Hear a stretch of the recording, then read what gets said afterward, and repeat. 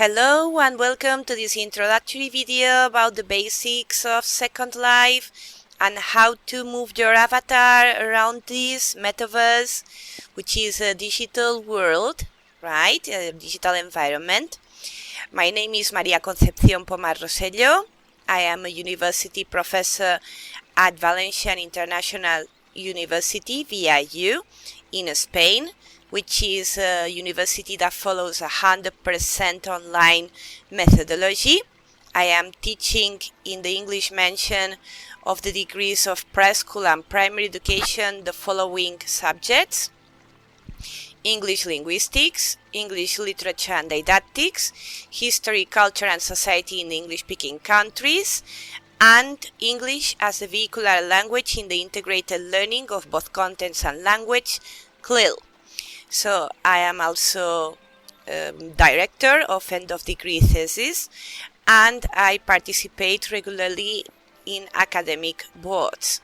So this video has the purpose to introduce you to this metaverse called Second Life, in which I have set up an academy, because I have my thesis, which is that in a gamified environment with plenty of pleasant stimuli, the student is going to be more focused and more interested in the lessons than merely learning from textbooks, PDF files, or similar. So let's get started with how to set up a Second Life account, which is free, how to download the best viewer, which is Firestorm, and then we are going to move to explaining the basic functions of this avatar. Okay, so see you in a second. This is Second Life's sign up page.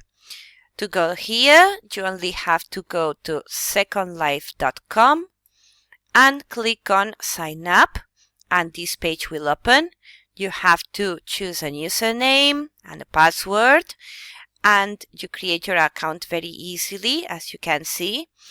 And the year is particularly important. You have to take into account that this is, apart from a metaverse, it is a social network, therefore minors are not allowed, which is a measure that I approve of. So my teaching programs are directed to adult learners of English. And, well, it is a very simple process. You just have to download their viewer, Second Life's viewer, install it, and then you are ready to go and download the Firestorm viewer as well. I will tell you right now where to go. Once you have downloaded your Second Life viewer and you have your account, you need to go to this address, firestormviewer.org, and this page will appear. You have the option to join Second Life from here as well, but you have to go to Downloads, and in Downloads you have the option to download the viewer for Open Simulator and the viewer for Second Life. You click here. You choose your operating system and click on the one that suits you best. And you have instructions and the different versions of this viewer to play Second Life for 64-bit or 32-bit, right? So you just click here or here, the file will open, and you just need to install it. It's completely free and clean. When you start a new account, you appear in a map that is a tutorial, right? Teaching you the basic characteristics of the viewer and how to move about in the area, etc. But in the following short video, I will teach you the basics on how to use Second Life and how to manage your avatar, through this particular viewer, the Firestorm viewer, which is much faster and more efficient. I hope you find it interesting. Welcome back. So now you already have your own Second Life account and you have already downloaded the best viewer, which is Firestorm, to play and interact here in Second Life, because the one that comes by default from Second Life is a little bit laggy, right? And now we are going to see the basics on how to move here in Second Life, particularly the camera and the movement controls. Let's get started from the very beginning. We will go here to Avatar, and you have many options here. For example, to communicate with friends. You have options to landmark places that are also interesting, to build if you are a builder, and other options. But we are going to go now to choose an avatar. And this is one of the first things that you have to do. You have to choose an avatar that you like by default. There are these available. As you can see, there is a wide range of options, male, female, younger, older, and I recommend that you just take one avatar and don't touch it, right? Because it's very complicated to learn how to manage, how to change clothes, how to remove clothes, how to put them on again. It's this function here, appearance, but I recommend that you don't do that at first, unless you are in a very safe place and you can change your clothes out of view of everybody else. So you go to avatar, and first of all choose an avatar and keep that avatar exactly as it is, and you have to go to preferences. And in preferences, this is very important in Firestorm, you have to go, first of all, you will see the general settings. There are many settings. You go to move and view, and here you go to movement, and by default on Firestorm, these two options, single click on land and double click on land, are set to no action, and you have to set them to move to clicked point, right? Once you have set them up, you click OK, and now let me put the rear view 1 second. Sorry about the gray areas, there is a little bit of a lag today.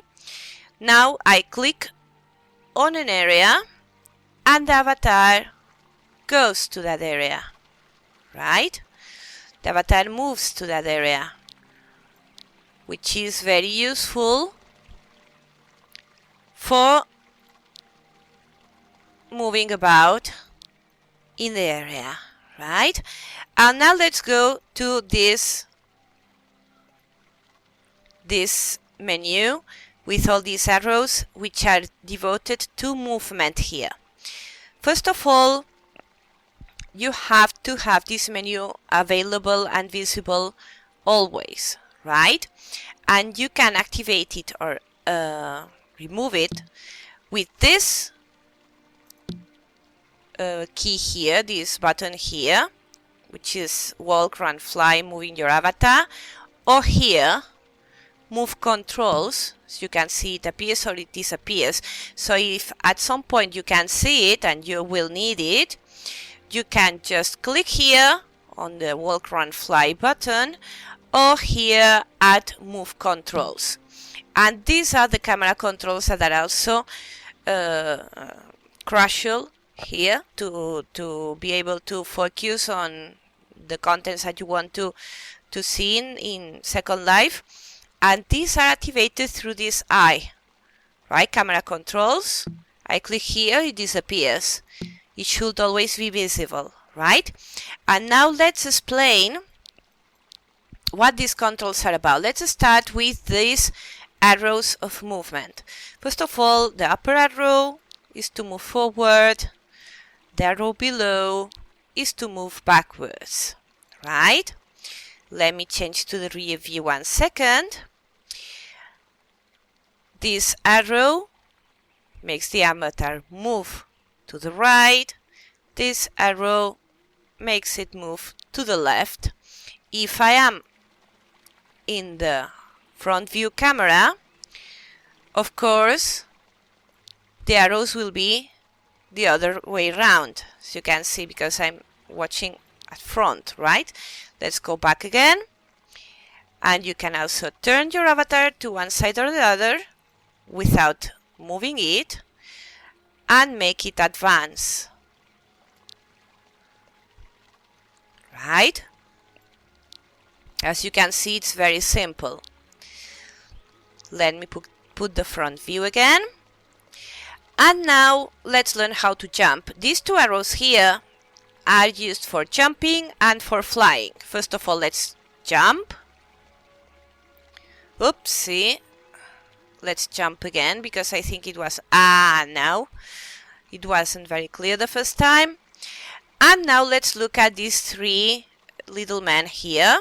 These three icons. I'm in the walking mode right now, so I am walking. If I click on the arrow, I walk. If I click on the second one, which is running, I will run. I barely use this one. Sometimes it might be useful. And then there is flying. Looking at my cat at my feet. So I activate the third one, which is flying, and these arrows are going to be very important because the upper one will make me go up, up, up. There are no limits here in Second Life. And the other one makes me go to the ground, go below, right? And while I'm flying, I can also use the arrow to move forward and fly forward, and the arrow to move backwards. And this is going to be the same when you are swimming. Okay? When you swim, you are also going to use these same commands. And to stop flying, you can simply press the fly down arrow until you touch the ground and you have automatically landed, or simply stop flying and don't worry about getting hurt, because you never get hurt when you fly from high places here in Second Life. Never get hurt, right? And that is basically it about the movement controls. Let's go now to the camera controls. First of all, as you have already seen, there is a front view. You can see me exactly as I'm dressed up, you know, the front view. Then there is the side view. You can see that the stereo sound changes accordingly. The sound of my fountain here, the water, the running water. And then there is a back or rear view that is very useful when you are visiting a place, right? And you simply move here and there and discover the place. But if you want to focus on how you look, or for whatever reason, just use this option, the front view. There's also a magnifying glass that is used to zoom in. You can see the magnifying glass, and you can focus on an area of this scenery, and it is good for creating animations based on this scenery. For example, I'm going to click on this Virgin Mary statue that I have here. The button stays pressed. I keep pressing the button and move about the mouse, and it gives me a very nice view of the scenery that I can control very nicely. When I stop pressing the button, the left mouse button, it stops. And you also have the mouse view, the mouse look view, in which you completely disappear and there is only the scenery left. 1 second. It is loading. Sometimes it can take a little bit of time. And this is the mouse look view. This is good for recording sceneries. I'm not clicking on any button right now, I'm just moving the mouse. And as you can see, it gives me a very nice view of the place. When I want to quit this view mode, I press the ESC key and everything goes back to normal. And then there are the lenses for focusing better the view of the camera, right? We have the orbit camera that will give you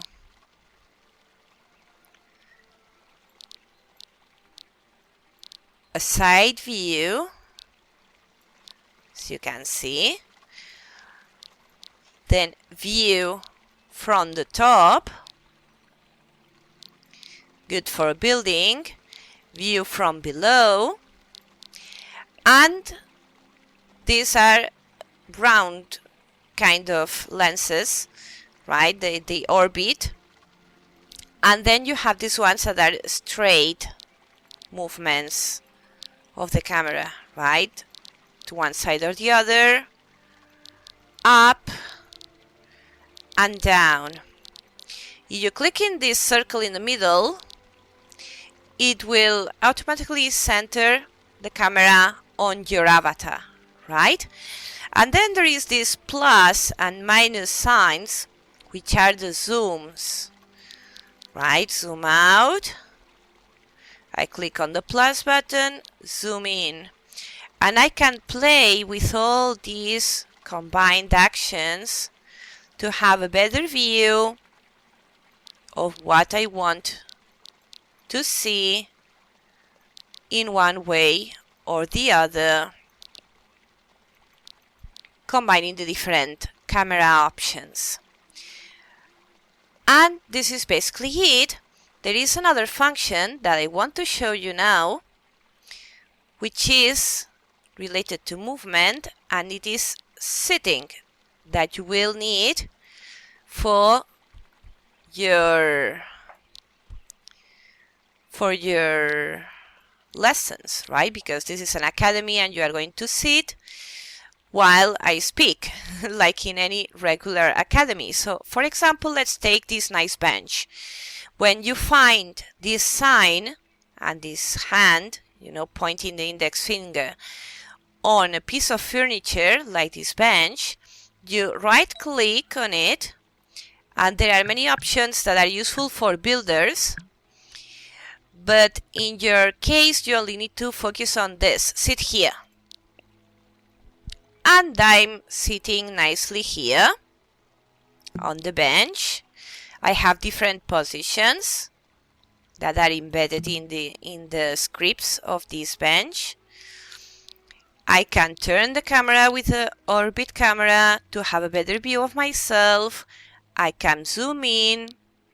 I can move the straight camera to center myself, and for example here can another character, another avatar be sitting, and I can have a nice conversation with that with that avatar. And as you can see, when you don't want to sit anymore, you go here to the movement arrows and click on stand, and I'm up, right? And that's basically it. to go to a lesson, there is another option that I will show you now, which is the chat, right? The chat is a chat bubble, right? You have a general chat telling you the different contacts that you have, your friends, right? For example, you can click on a name that is online.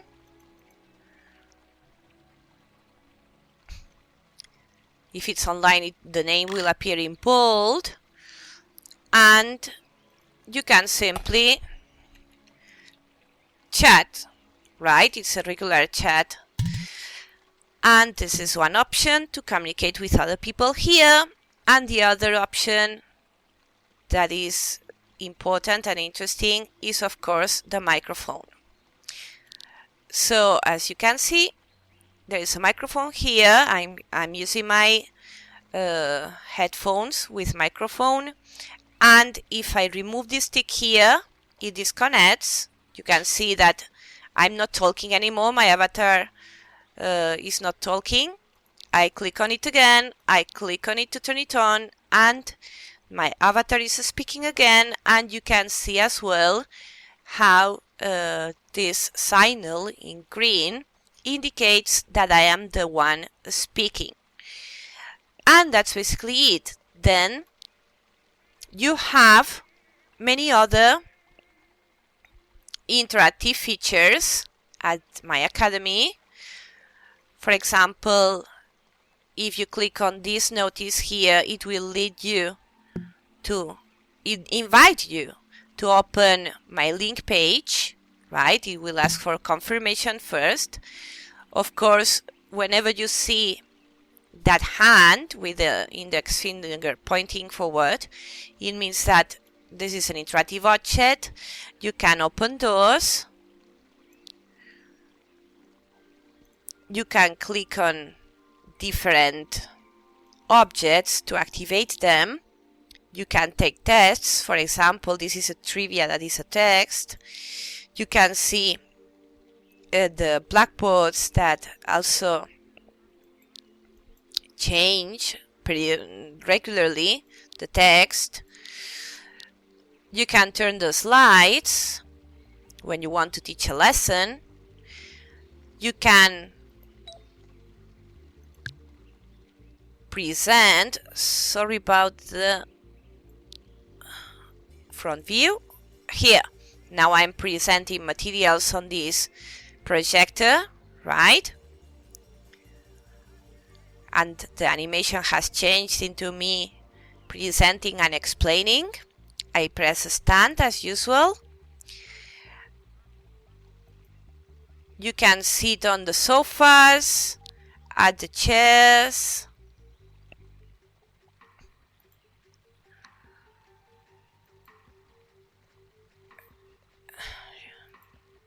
It's very laggy today, sorry about that. So let's sit on a chair. And as you can see, it has its own animation as well. I have a tablet in front of me. So as you can see, there are many interactive options to make the learning more gamified, right? And that's basically it to get started.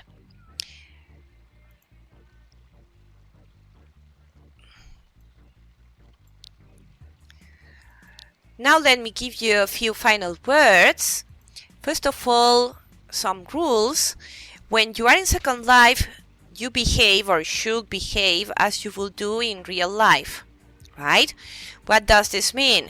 Of course, good behavior, dressing appropriately for a lesson, as you would go to an academy or to a university, and not changing clothes while you are during a lesson, right? Not playing with the options of the avatar. When you are during the lesson, you don't touch the avatar, right? The avatar appearance. And well, now I'm going to show you some of my educative areas. As you can see, my areas are very quiet and I have no visitors because it is a restricted area, 100% safe. And I want you to reflect on whether you consider that you will learn better English at my areas in Second Life than through a textbook or through a regular English lesson. That's what I want to hear from you. And that's why I want you to fill out the survey that includes this video. So let's do it. Let's take a look at some of my areas and I will explain them briefly to you. I call this area the Secret Garden. As you can see, it's filled to the brim with vegetation, with flowers, with trees. These plants that you see here are special plants. They are called pet plants.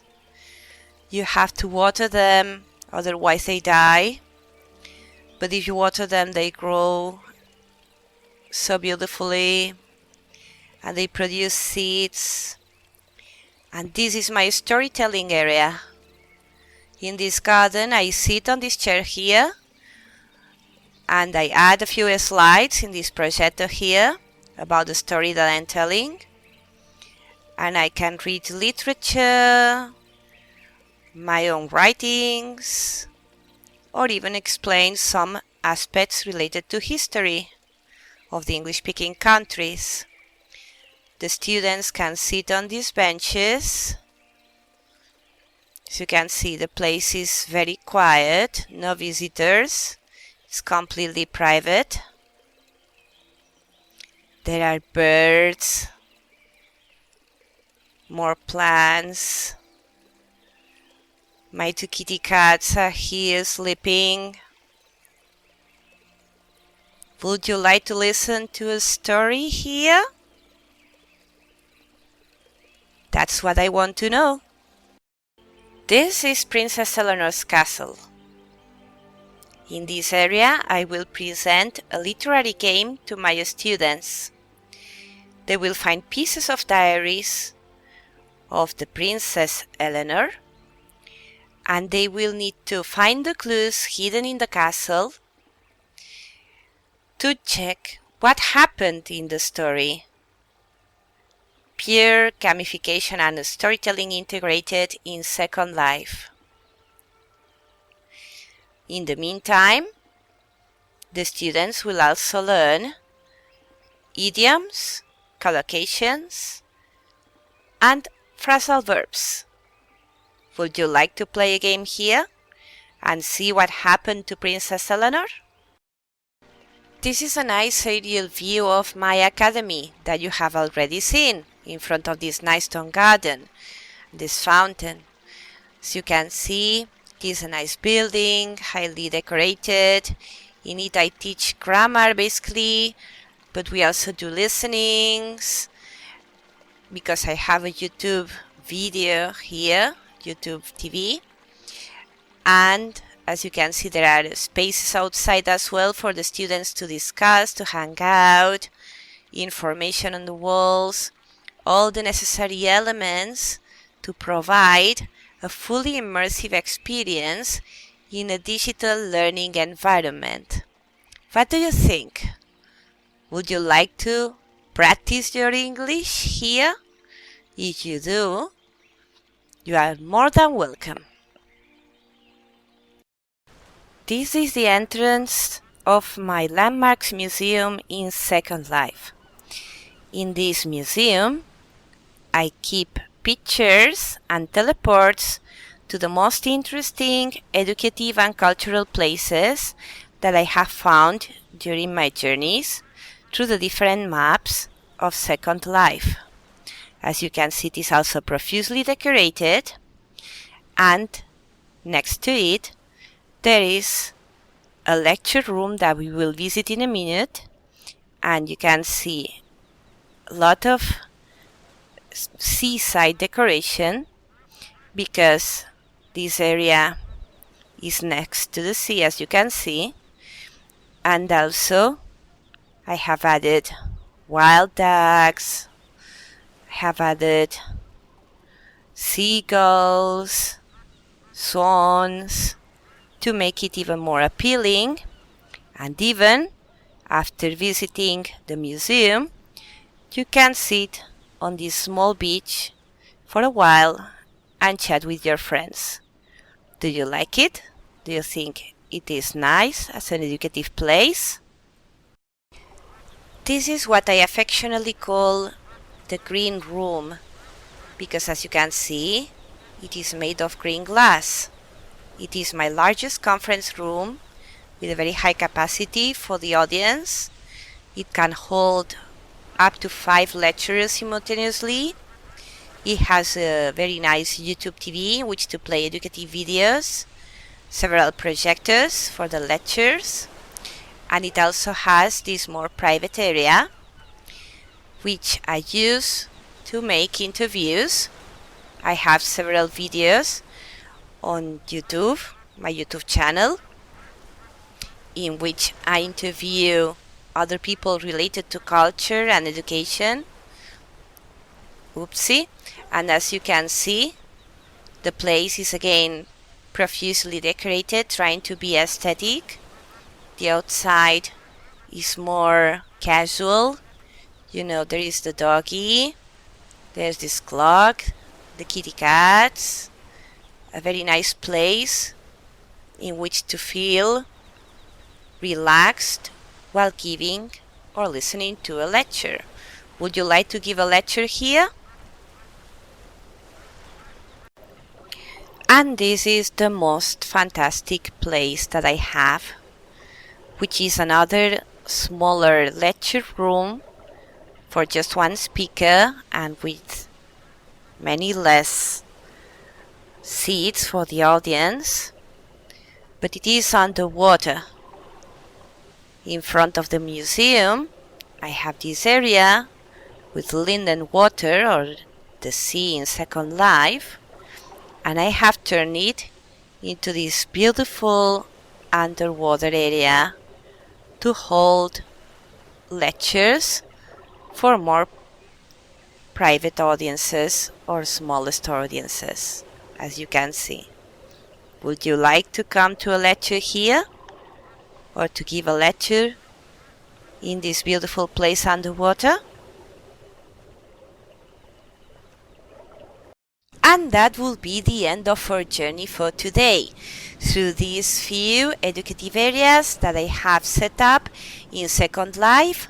I hope that you have found them aesthetic and interesting, and also suitable for serious teaching in virtual environments, in metaverses like Second Life is. As you can see, my areas are completely safe. We had no visitors whatsoever because they are private areas. But if you are interested in my teaching programs, or if you feel like using some of my areas for a lecture, just contact me and I will be glad to talk about it. And my question is, has your vision about metaverses, about Second Life in particular, changed after watching this video? Do you consider it a safer place? Do you consider it more suitable for serious educative projects? Then these are questions that I would like you to answer. Thank you so much for watching this video, and kindest regards. Bye bye.